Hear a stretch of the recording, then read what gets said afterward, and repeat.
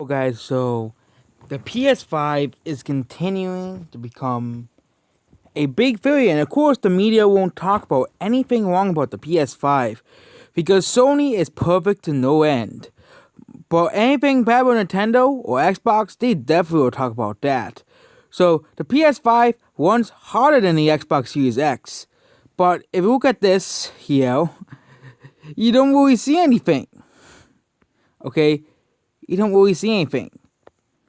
Okay, or liquid metal. Okay, here as well. But yeah, there. Oh wait, yeah, there.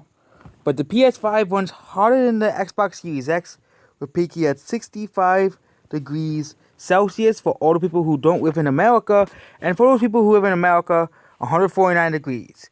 You know what's harder than Death Valley? Your freaking Sony console is harder than Death Valley in terms of temperature. As okay. Estimated peak temperatures for PS5 and Xbox Series X, that Sony's device is the hottest out there. Okay, the Xbox, is Series X is estimated to go at around 116, and at the max is 146. So the higher temperature is actually toasty, but we'll figure the figure given to the Series X. X, which is expected considering the higher powered parts among it. It still peaks at around a very similar temperature. It's very warm, but modern COCs are designed to, tolerate high temperatures. So it might not be wise to raise a goldfish full of grass of ice coffee at the top of the console. It's placed in an open space, so there should be no real concerns. Contrary to various comments about the Xbox Series X, it appears in the case that the PS5 is the hottest of them all, going up to 149 degrees of our decent cooling solution in place. And this would be a great concern for new console owners.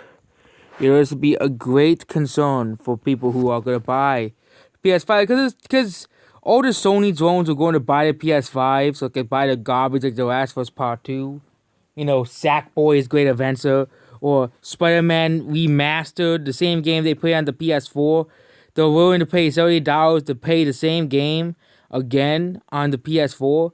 Again, Xbox is the same thing too, but everybody's like, oh my god, Spider-Man's getting remastered for the PS4, PS5, but it's really the same game with slight graphic upgrades, okay? If you're like, but the graphic upgrades for next gen are so amazing, okay? They aren't really. They're very, very similar to last gen. And people were saying the same thing about last gen graphics, or the graphics don't really look that much, don't really look next gen, and there's the same problem with this generation. All it is a slight change in the graphics, okay?